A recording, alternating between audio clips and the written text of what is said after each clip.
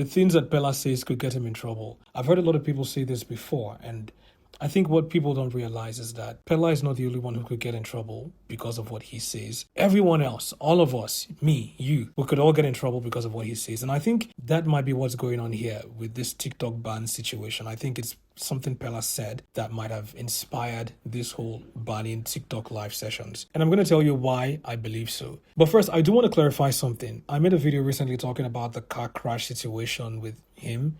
And I remember there was a part there that I showed the dashboard. It showed that the car was moving at 32. And there's the thing, I had said 32 miles per hour. What I meant to say was 32 kilometers per hour, not miles per hour, because indeed, these are two separate things. They mean completely different things. These are two different kinds of speeds. So what I meant to say was 32 kilometers per hour. If you check the cars that you have available here, you would find that it is kilometers per hour that's written there.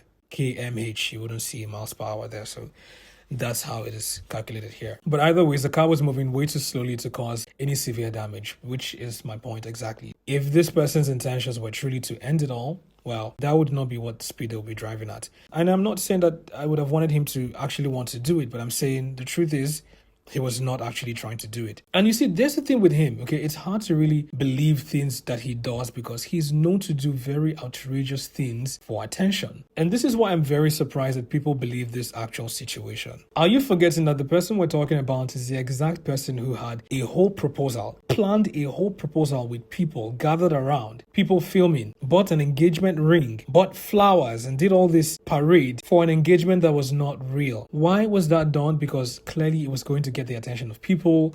People would talk about it, blogs would talk about it, attention would go to him. That's the same person we're talking about, someone who can go to such great lengths. And I do have to give props to them because that whole engagement thing, it was well done actually. It was quite believable that these two were finally getting ready to get married. Except when you watch the part where they were supposed to have like the kiss moment, okay? That's very common in like engagement happening. So typically, we expect them to like have a moment where they go ahead and they kiss. When you look at the way that this was done, it was a 1 second kiss, just a mwah kind of kiss. And what that makes you do is it makes you question whether or not these two are truly in love, right? Because someone who you're really in love with in such an intimate moment, even if you're not that much of a kisser, you would try to make it last at least 3, 4, 5 seconds maybe, since you're also trying to like do this on camera and get like a good moment.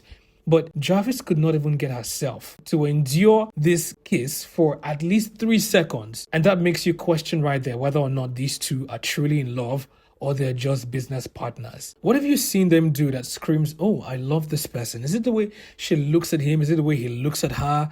Like, what do they do that screams, oh, we're in love with each other? Constantly tease each other and prank each other and say hurtful things to each other in the guise of having fun and being playful because we're kids, which, by the way, they're not really kids. You're over 20 years of age. You're not babies. You're not in the secondary school. You're not in primary school. But yes, someone who was able to orchestrate this whole fake engagement thingy is who we're believing, is who we're thinking cannot go far enough to like fake a car accident. Like, in case that one is not even convincing enough, what about this other time where he pretended he was getting kidnapped? That's a very serious situation right there. Getting kidnapped is no jokes. And that's exactly what this person was able to do. Set up his phone because he was streaming apparently when this happened, right? And people approached the vehicle and, he was interacting with them. Hey, who are you? And this and that. Oh, this person is even armed. And according to him in the video, like, they were not even dressed like they were actual policemen, but they were armed. And he stepped out of his vehicle, went to meet them, and, was screaming at some point, hey.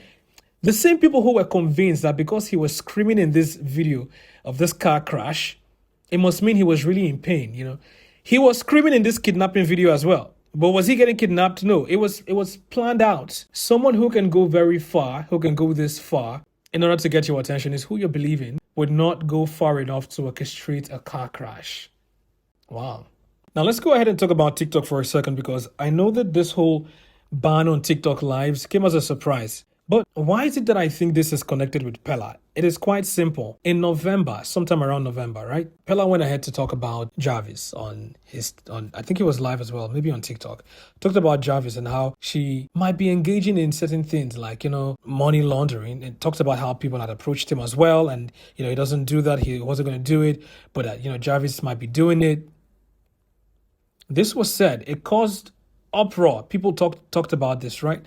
But do you honestly think that a platform like TikTok would hear that and would be absolutely silent? If we're talking about something else that isn't money, maybe, yeah, but like we're talking about money here. Do you really think that something like that and the authorities and everybody else would be quiet and wouldn't do anything on the ground or above the ground to look into that? And what's interesting here is that people believe that this is because, oh no, the ban might be because people are doing some bad things on TikTok lives, like they're taking their clothes off, they're doing things that they shouldn't be doing, bedroom activities. That's what some people believe is the reason why TikTok truly is putting a suspension on going live on TikTok. This very same TikTok that doesn't care so much about us, like suddenly they are now experts on morality. They really care about our well-being now. They want to make sure that our environment is sanitized. No bad thing is going on anymore.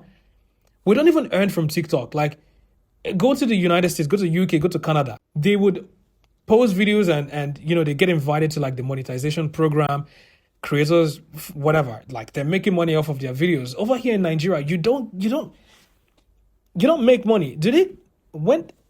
Has TikTok not heard us cry and complain about that? What is TikTok doing about it? Nothing. We're not making anything, right? But all of a sudden, TikTok is now interested in morality. They want to make sure that this environment does not have bad things happening. They care so much about us. Yeah, I don't think so, man. You can agree with me that every time money is brought up, that is when a lot of people get serious. So if they're carrying out investigations, are they really carrying out investigations to know who and who? If you guys are going to, like you said, you've banned some pages, sure. You've banned some lives, sure.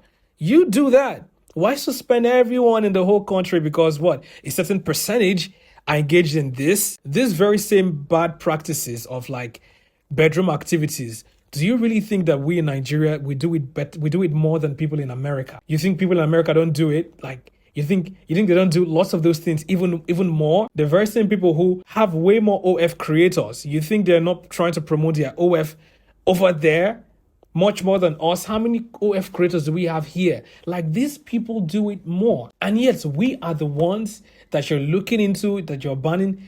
Really, at the end of the day, Pella needs to try. Like, he's got to be careful because it's not just you that's on the line here. It's everybody else, okay? The things that you do, the things that you say, they have an effect on people. You're not just someone in a corner. You're a big shot, so you got to be careful. Okay, you can't just speak whenever you feel like speaking. That would be a great thing to do, but the moment you allowed yourself become famous, you signed up for something else. No one is saying that you ought to be like this whole perfect human being that makes no mistakes, but you got to take extra care. And yet again, I'm going to remind you that I think only 3 people can actually manage Pella. They're just 3 contenders, people who can actually be his manager and do that job well. So he can either pick one of them. Any one of them is fine. Number 1, Professor Wole Soyinka. Number 2, Portable.